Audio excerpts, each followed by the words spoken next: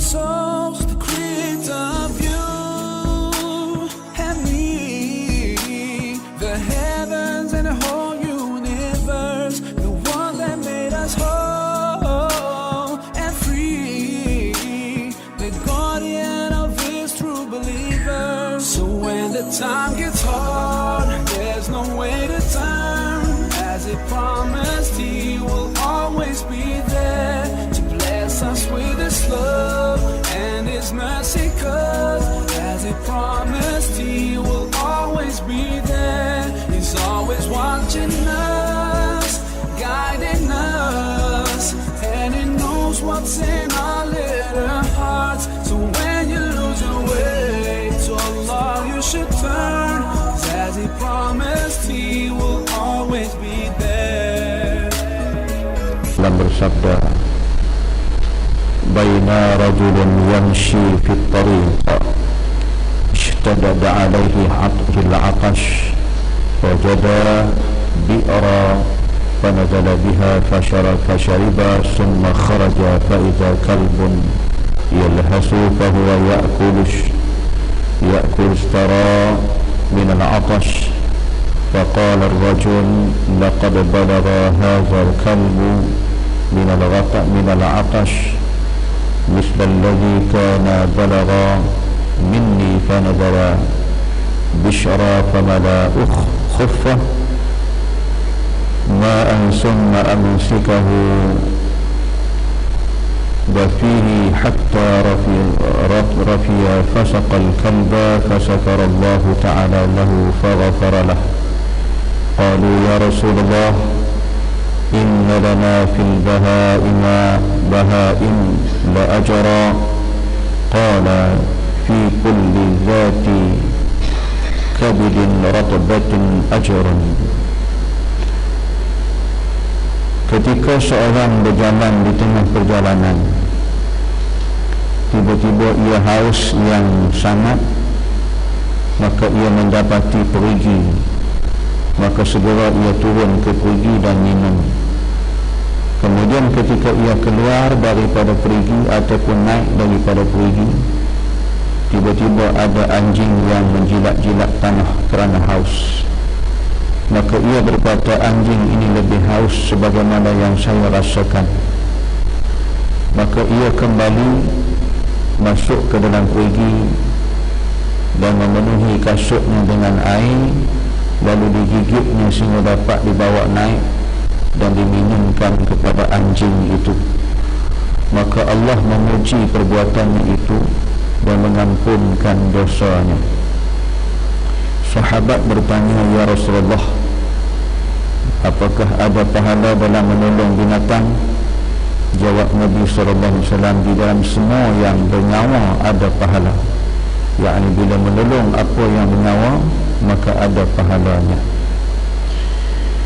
Sudah hadirin hadirat yang dirahmati Allah, sambungan kita dalam rahmat dan kasih sayang. Jadi nama Allah, Allah Ar-Rahman, Allah Ar-Rahim, Allah Maha Pemurah, Allah Maha Penyayang. Jadi Tuhan bersifat rahmat dan kasih sayang. Jadi kasih sayang dan rahmat Allah inilah yang kita sekalian makhluk yang mengharapkan, dan apabila kita dapat rahmat dan kasih sayang Allah, suatu daripada perkara yang membawa kebahagiaan kekal abadi. Dan di akhirat besok pun dengan rahmat dan kasih sayang Allah yang diharapkan oleh kita. Tanpa kasih sayang dan rahmat Allah, kita tidak akan dapat nikmat dalam hidup dunia dan juga di akhirat. Jadi sebab itu Abu Lais meletakkan tajuk ini, rahmat dan kasih sayang. Jadi melihat kepada hadis yang disebut tadi, yang ambil riwayat daripada Abu Hurairah radhiyallahu anhu, ada seorang hamba Allah dalam perjalanan, dalam musafir, ketika dia sampai ke sebuah pergi, maka kehausannya amat sangat, diturun minum. Dah diturun minum, bila naik ke atas didapati seekor anjing sedang menjilat-jilat tanah dalam kehausan. Lalu dia berkata, anjing ini pun telah terasa haus sebagaimana yang saya rasakan, maka dia pun turun balik dalam kulki, bubuh air dalam kasut dia digigit, naik ke atas, diletak bagi anjing itu minum. Maka bila anjing ini minum, Allah memuji perbuatan itu dan mengampunkan dosanya. Itu yang sahabat bertanya, ya Rasulullah, inna lana fil bahaim la ajra. Ya Rasulullah, apakah ada pahala dalam menolong binatang? Jawab Nabi, fi kulli dhati kabidin ratbin ajrun, ratbatin ajrun. Nabi menyatakan, di dalam semua perkara yang bernyawa maka dapat pahala. Kita tolong apa pun, Allah bagi ganjaran pahala. Apatah lagi kalau tolong manusia-manusia yang memerlukan, yang mengharapkan daripada kita bantuan pertolongan. Di situlah melihat kepada kita tuan, bahawasanya dengan rahmat dan kasih sayang Allah, yang Allah Ta'ala bersifat begitu, dan kita pun disuruh merahmati dan kasih sayang kepada sesama makhluk. Jadi sebab itu lanjutan daripada kita menginayakan orang, buat inayah kepada manusia, menginayah kepada binatang. Jadi kita dah baca bab yang telah lepas, bahawasanya Allah Ta'ala tidak mengizinkan perbuatan itu. Sebaliknya kita disuruh dan merahmati dan kasih sayang sesama makhluk. Jadi kalau kita fikir dengan akal kita ni, anjing dan dia pula dah menajis binatang yang mughallazah, najis yang mughallazah. Allah haram kita daripada anjing dan babi, tetapi dia makhluk Allah. Maka orang yang memberikan, mengatakan kasih sayang sesama makhluk, Allah memuji perbuatan tersebut dan Allah mengampunkan dosanya. Jadi bila dosanya diampun, Allah Ta'ala meletakkan ia dalam syurga, insya-Allah.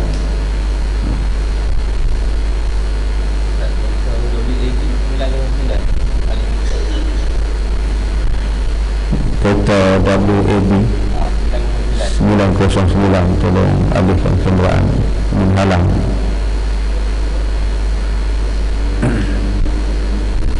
Jadi gitu tuan, dalam keadaan kita merahmati dan kasih sayang ni, maka Allah Subhanahu wa Ta'ala telah memuji perbuatan si hamba Allah ini, lalu Tuhan ampunkan dosa dia. Di situ kita tengok kebesaran Allah. Jadi kita ni tu dengan binatang, jadi manusia ni Allah lebih utama dah. Sebab tu kita tengok dalam kehidupan masyarakat kita ni, di dalam negara kita ataupun di luar daripada negara kita, maka kita banyak di kalangan orang-orang yang dhaif, yang memerlukan sebenarnya. Sebab tu kalau kita rajin jalan kan, ketemu macam-macam lah. Sebab tu saya ketika berada di Vietnam, di Kemboja, kita tengok keadaan Allah, umat-umat Islam kita begitu teruk lah.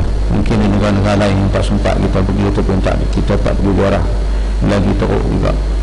Tetapi dalam keadaan di sana, kata Mufti Kemboja, nak makan nasi putih seminggu sekali pun payah. Itu saya pergi ziarah Mufti lah, Datuk Mufti Kemboja, pergi rumah dia, dapat bersembang, dapat bercerita dengan dia lebih kurang 45 minit, sebab dia pun nak berangkat keluar. Jadi cerita macam tu lah. Dan dia kata tanaman padi pun, dia kata kalau ikut padi ditanam, dia kata sampai 5 kali 1 tahun. 5 kali, hanya 2 kali saja dapat hasil. Itu pun ada rezeki, kalau tak ada langsung tak ada. Makna mereka kerap di dengan banjir, banjir. Dan rumah-rumah orang-orang kita, orang Islam pun dia bina tinggi, tiang dia tinggi. Kalau bina rendah-rendah ni habis, mari banjir. Air akan melimpah daripada Sungai Mekong, dia akan bawa sampai ke kampung-kampung. Jadi Sungai Mekong, nama Sungai Mekong, tapi bagaikan lautan, laut luas. Dia menyambung ke Vietnam. Sungai Mekong ni. Bayangkan kapal-kapal feri pun boleh mudik dalam tu sungai luas. Kata ada orang ada 24 jenis ikan dalam Sungai Mekong ni. Dan di Sungai Mekong tu juga merupakan banyak umat Islam yang ditangkap, dicampak dalam sungai ni oleh pihak komunis ketika mereka berjaya menawan Phnom Penh. Mana orang alim, mana orang yang beriman, mana orang yang agama ditangkap, diikat batu ke perut, ikat tangan ke belakang, dibaling dalam Sungai Mekong. Ini kekejaman komunis. Dan 40 orang ulama mati dikorek lubang, dipacak berdiri itu sama sendat dengan badan, ditutup dengan sekeping papan, ditebuk lubang mengikut kepala masing-masing, diberi makan sebuku garam dengan jagung tu dikopek ambil satu-satu, rubuh. Minum air kelapa sebiji 40 orang share, dititip melalui lubang. Seminggu sekali bagi tengok cahaya matahari 5 minit, masuk balik. Akhirnya mati bertaut tulang dengan kulit. Diusung arak keliling kampung.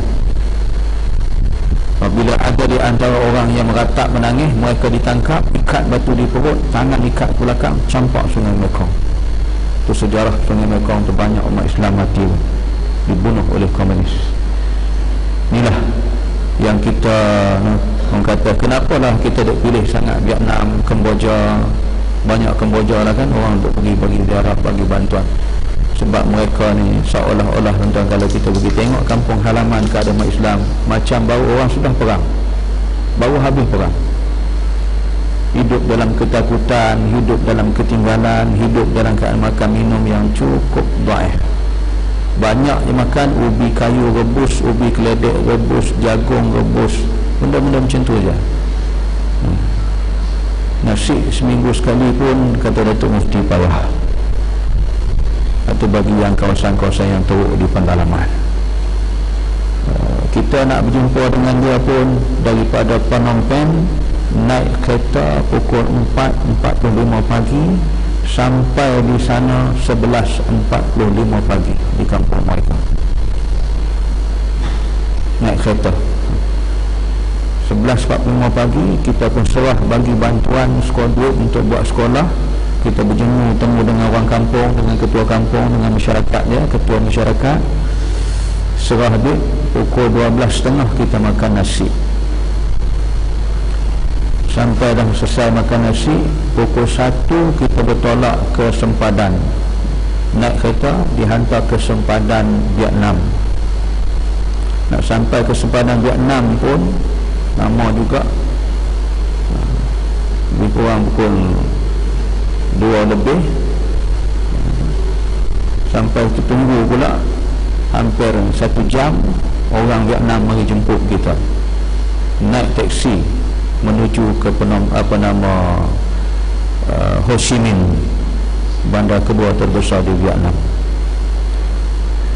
Sampai di bandar Ho Chi Minh pukul 9.45 malam, barulah kita dapat merasa makan malam, berehat. Besok kita ada program masuk ke kampung di Vietnam. Daripada pekan Vietnam Ho Chi Minh, kita bertolak nak masuk ke kampung sana. Sampai di sana sedang elok pukul daripada pagi tu, lepas subuh tu, sampai sana pun pukul 11 lebih kurang juga, 11 lebih. Sampai dah selesai program, baru makan tengah hari bersama dengan orang kampung. Tapi di Vietnam agak nampak ceria dan baik daripada Kemboja, sebab mereka agak maju sedikit umat Islam di Vietnam. Itulah tuan-tuan, bila kita masuk kampung-kampung ni, hanya Tuhan yang maha mengetahui penderitaan mereka. Macam orang baru habis perang, suasana hidup dalam ketakutan, hidup dalam keadaan yang serba ketinggalan. Kereta pun tak pernah tengok budak-budak, jarang tengok kereta masuk kampung. Bila kereta kita sampai masuk dalam kampung, dikerumuni penuh macam makanan, mengharapkan kita nak bagi bantuan makanan. Jadi kita pun bawa gula-gula bagi orang sikit, berebut rendah gula-gula tu pun. sementara nak makan nasi. Itulah kita perlu melihat umat Islam dalam keadaan di negara-negara lain tuan banyak. Begitu juga umat Islam di Bangladesh, umat Islam Rohingya, banyak yang menghadapi masalah ini.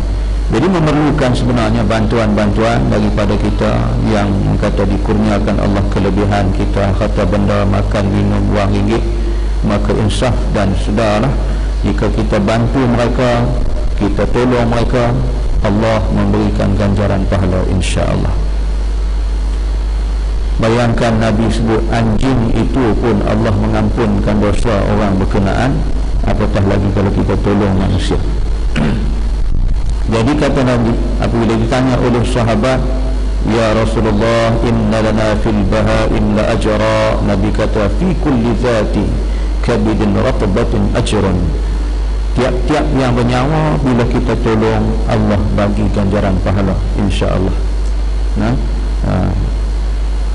Sama juga dengan kucing, binatang-binatang apa sekalipun, maka kita tolong dapat pahala.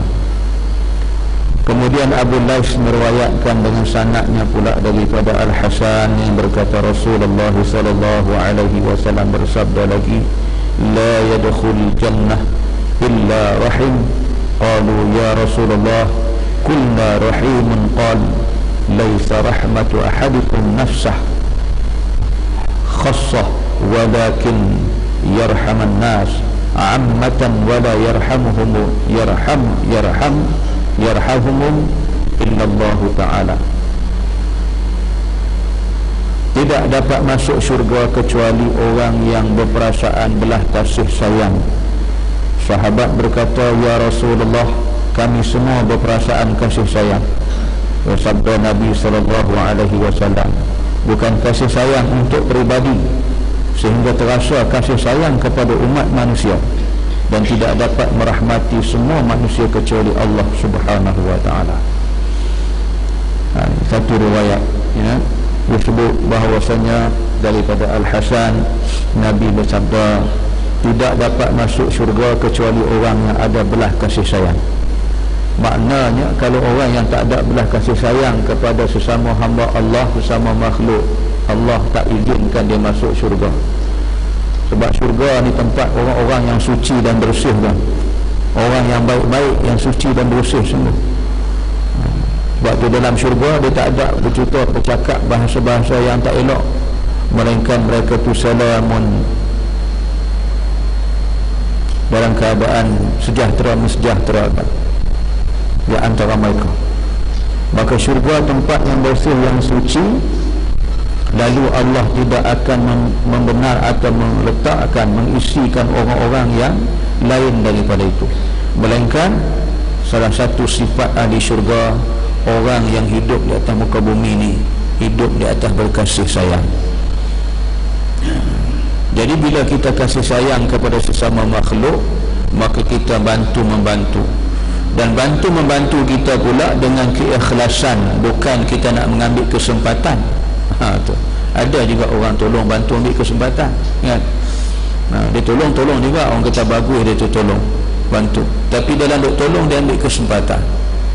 Ini kita tak nak. Tolong dengan kerana Allah, bukan ambil kesempatan di atas orang yang menerima musibah. Kita nak bagi peruntukan, tolong orang, kita pun tolong peruntukan kita bagi 1.5 juta contohlah, kan? Daripada 1.5 juta kita ambil 5 juta kita ambil, yang hak lain kita bagi ke orang. Contoh, ini perkara kita orang kata mengambil untung dengan cara kita tolong, kesian ke orang, tapi kita sebab kita sama. Pada kita dah ada dah, tak perlu, tapi kita ambil. Ini tak nak lah. Dan bila kita tolong, kesian ke orang, berahmati orang, jangan diinayakan mereka. Jika nak beri barang makan, benda minum, pakaian, bagi hak yang elok-elok, yang boleh manfaat. Itu satu hari yang berhormat, kita minta tolong. Kot ada siapa-siapa nak bagi kain baju yang terpakai tapi masih elok, yang boleh dimanfaat. Jadi kita pun kumpulkan kain baju, kita hantar pergi ke tempat dia dibaling.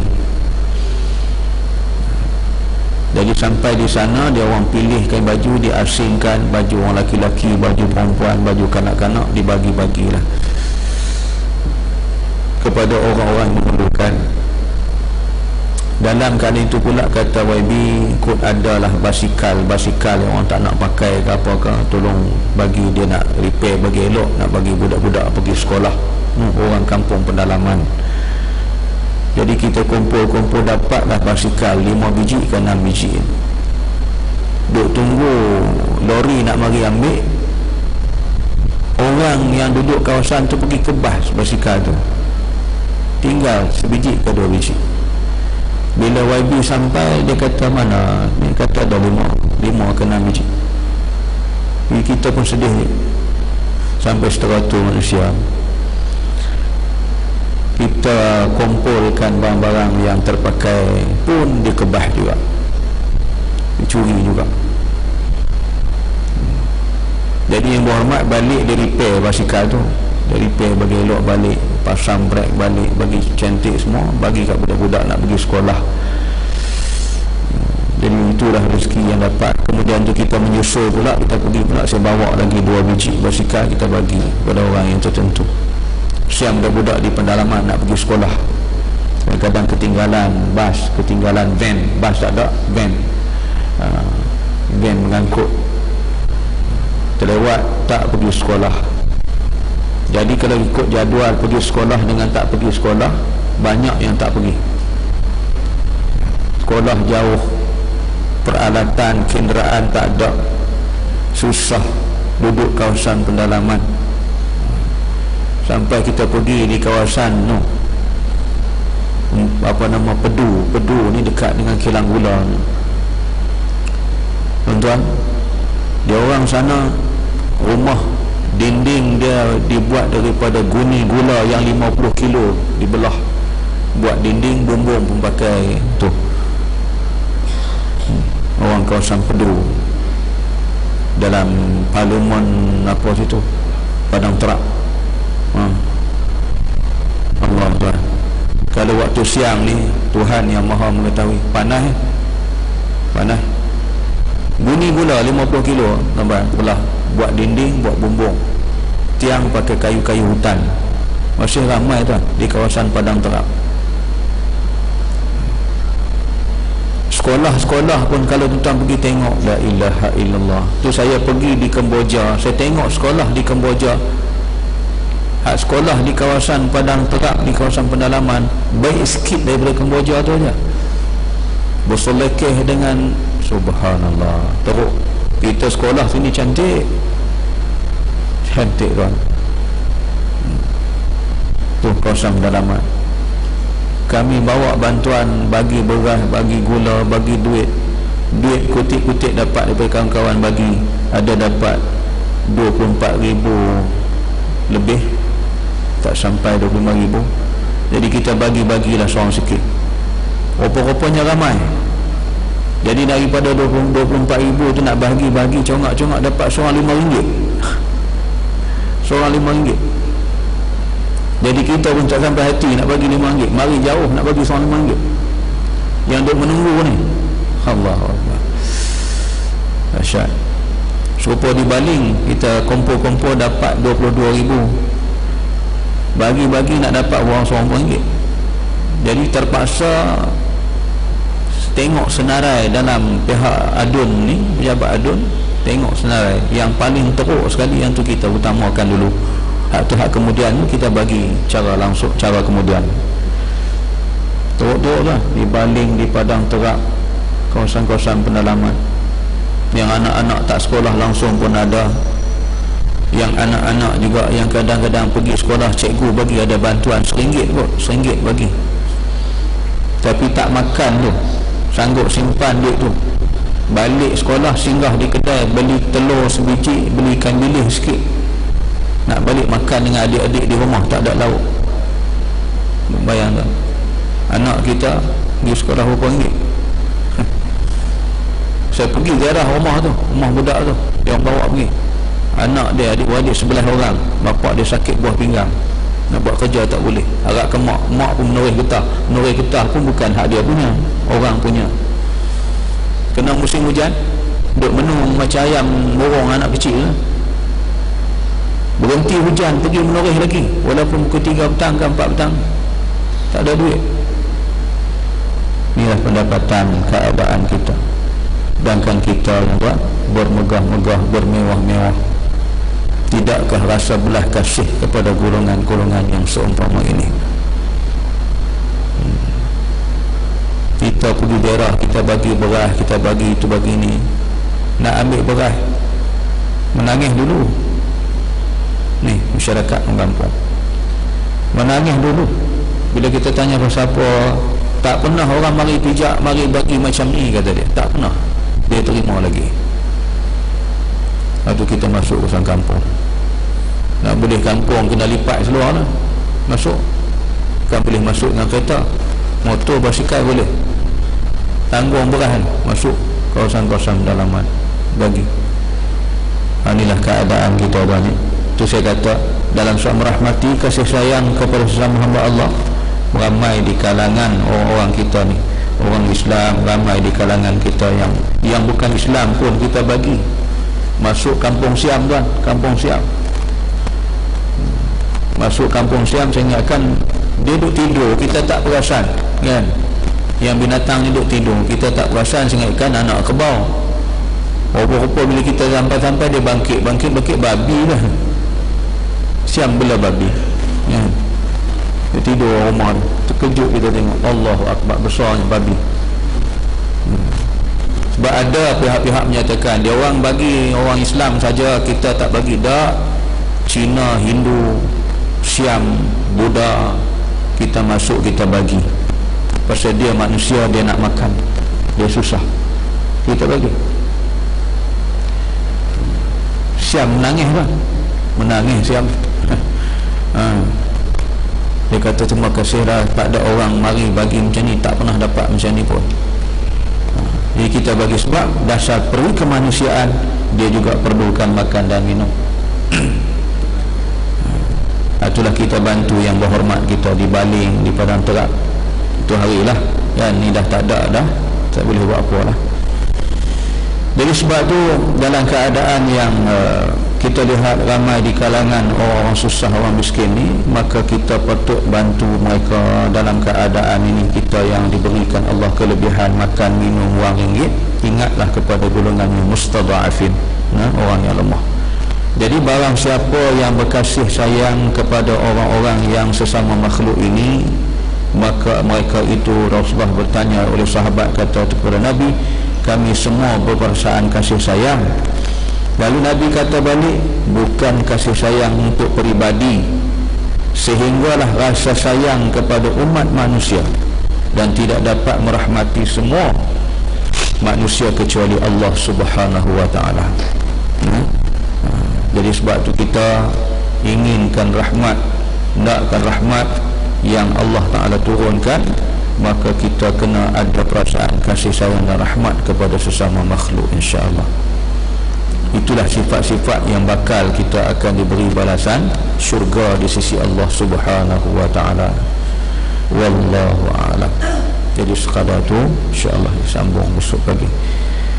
Subhanakallahumma wa bihamdik, asyhadu an la ilaha illa anta, astaghfiruka wa atubu ilaik. Bismillahirrahmanirrahim. Wal 'asri innal insana lafi khusr illa alladhina amanu wa 'amilus salihat wa tawassaw bil haqqi wa tawassaw bis sabr. Shadaqallahul 'azim.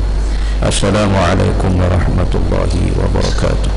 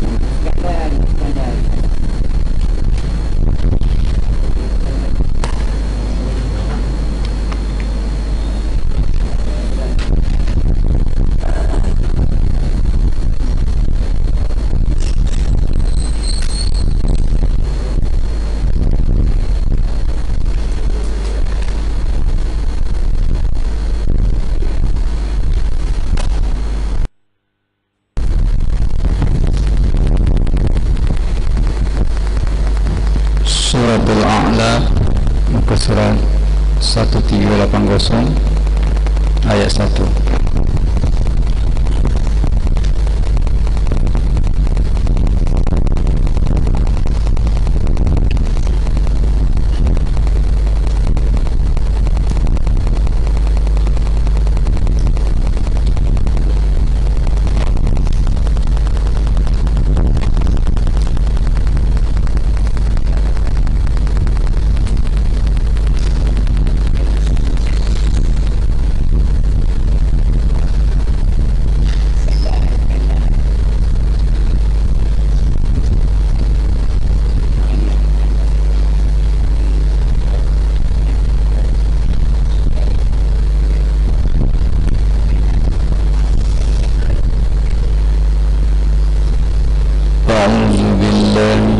الشيطان الرجيم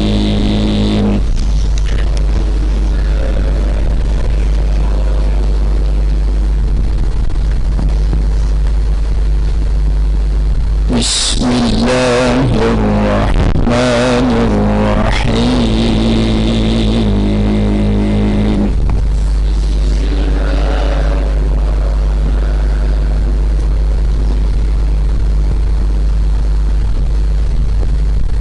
سبح اسم ربك الأعلى الذي خلق فسوى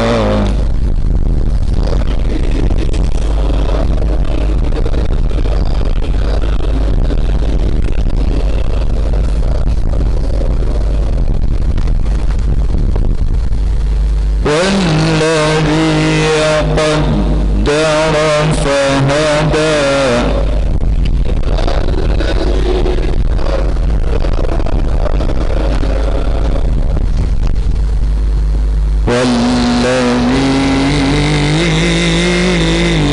أخرج المرعى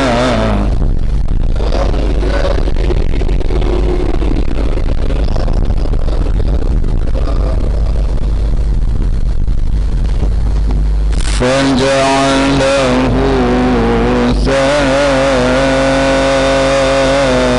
غثاء أحوى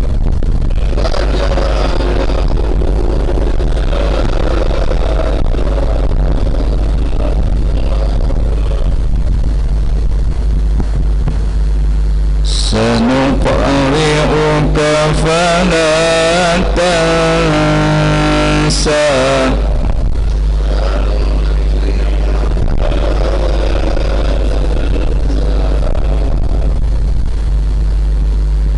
إلا ما شاء الله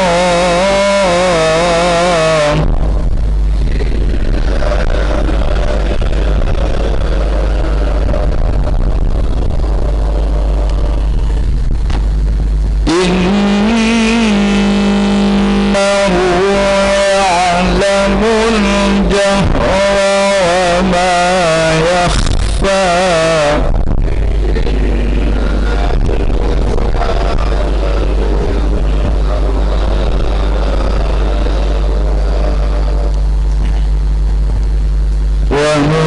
ونيسرك لليسرى فذكر إن نفعت الذكرى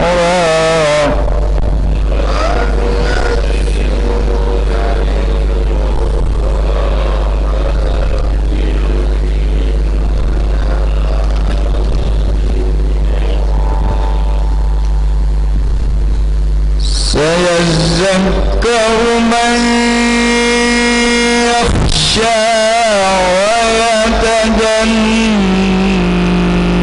ويتجنبها الأشقى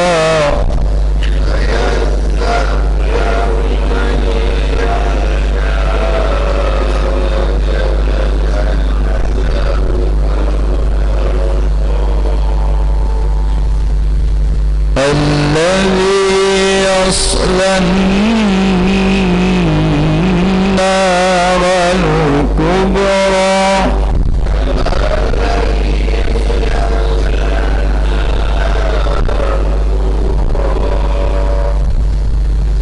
ثم لا يموت فيها ولا يحيا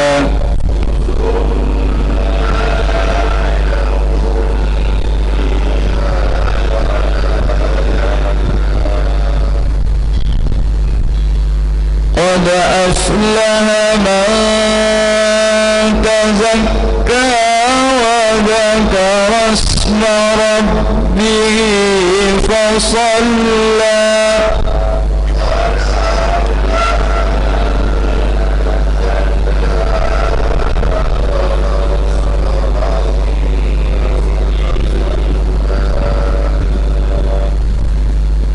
بل تؤثرون الحياة الدنيا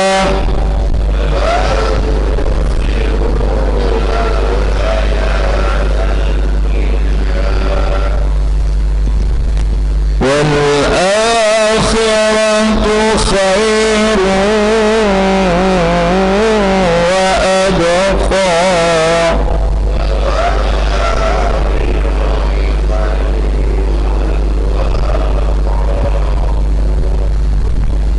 إن هذا لفي الصحف الأولى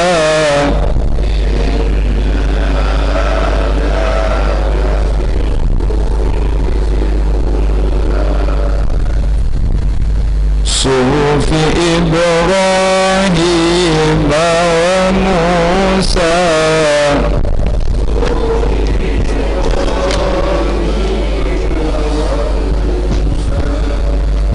صدق الله العظيم.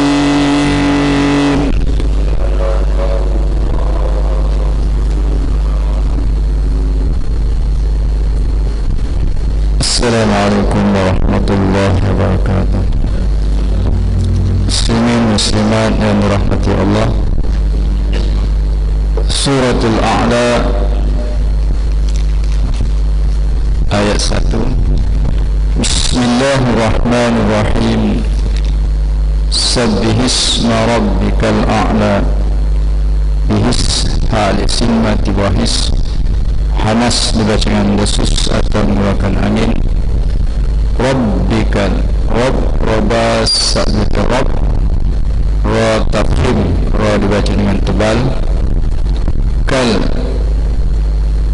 kal alif lam tidak tekal, alif lam qamariyah atau izhar qamari dibaca dengan terang ataupun nyata. A'la, la dua harakat mad asli mutlak. Sekian, wallahu a'lam.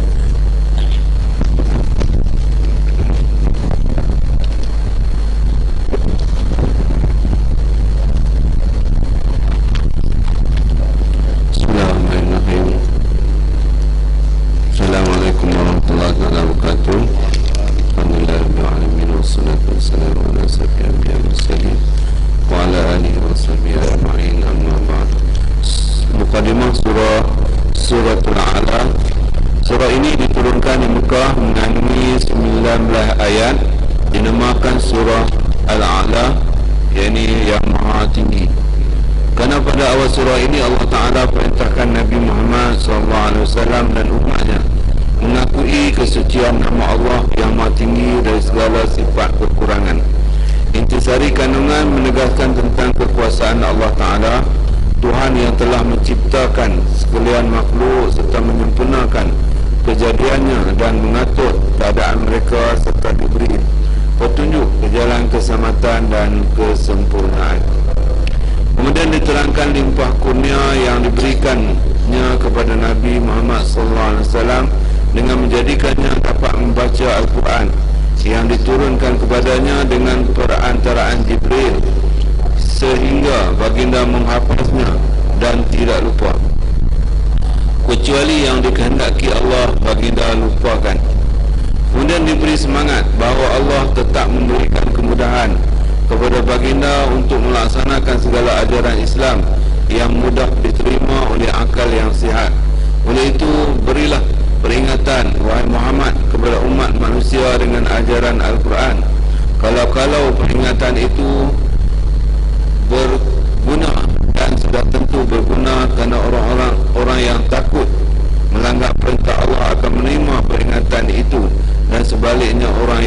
sangat cuai akan menjauhinya. Setelah menerangkan akibat buruk yang akan menimpa orang-orang yang kufur durhaka, maka diterangkan pula dengan sifat orang yang taat. Sesungguhnya berjayalah orang-orang yang setelah menerima peringatan itu berusaha membersihkan dirinya dengan taat dan amal yang soleh, dan menyebut-nyebut dengan lidah dan hatinya akan nama Tuhannya, serta mengerjakan sembahyang dengan khusyuk. Tetapi kebanyakan kamu tidak melakukan yang demikian. Bahkan kamu mengutamakan kehidupan dunia, padahal kehidupan akhirat lebih baik dan lebih kekal. Surah ini diakhiri dengan menegaskan bahawa segala keterangan yang dinyatakan ini ada disebut dalam kitab-kitab yang terdahulu, iaitu kitab Nabi Ibrahim dan kitab Nabi Musa AS. Surah Al-A'la, surah yang ke-87, diturunkan di Mekah, mengandungi 19 ayat. Dengan nama Allah yang Maha Pemurah lagi Maha Mengasihani. Ayat 1, bertasbihlah, mensucikan nama Tuhanmu yang Maha Tinggi dari segala sifat-sifat kekurangan.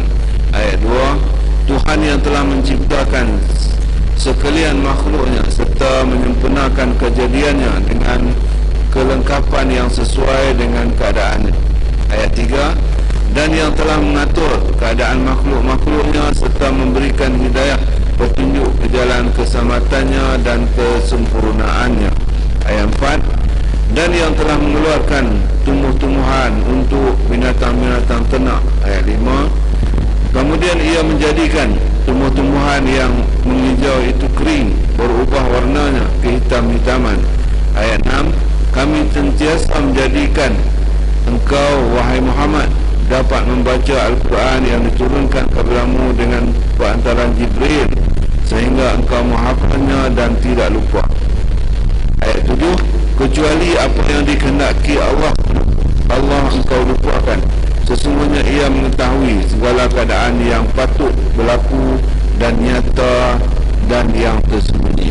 Ayat 8, dan kami tetap memberikan kemudahan kepadamu untuk melaksanakan segala perkara agama yang mudah diterima oleh akal yang sihat. Ayat 9, oleh itu berilah peringatan kepada umat manusia dengan ajaran Al-Quran kalau peringatan itu berguna, ini dan sudah tentu berguna. Ayat 10, kerana orang yang takut melanggar perintah Allah akan menerima peringatan itu. Ayat 11, dan sebaliknya orang yang sangat celaka akan menjauhinya. Ayat 12, dialah orang yang akan menderita bakaran neraka yang amat besar azab siksanya. Ayat 13, selain dari itu ia tidak mati di dalamnya dan tidak pula hidup senang. Ayat 14, sesungguhnya berjayalah orang yang setelah menerima peringatan itu berusaha membersihkan dirinya, yakni dengan taat dan amal yang soleh. Ayat 15, dan menyebut-nyebut dengan lidah dan hatinya akan nama Tuhannya serta mengerjakan sembahyang, yakni dengan khusyuk.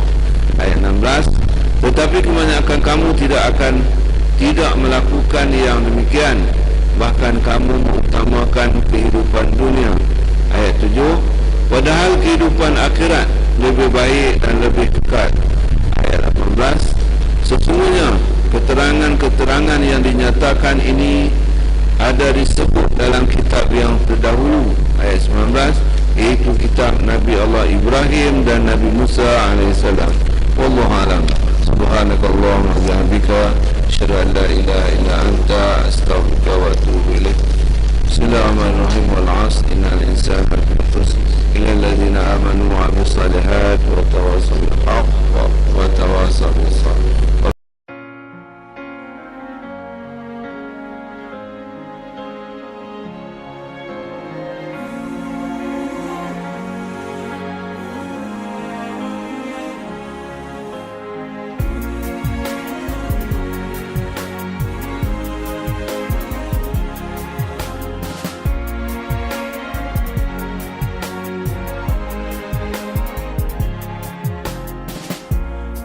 So far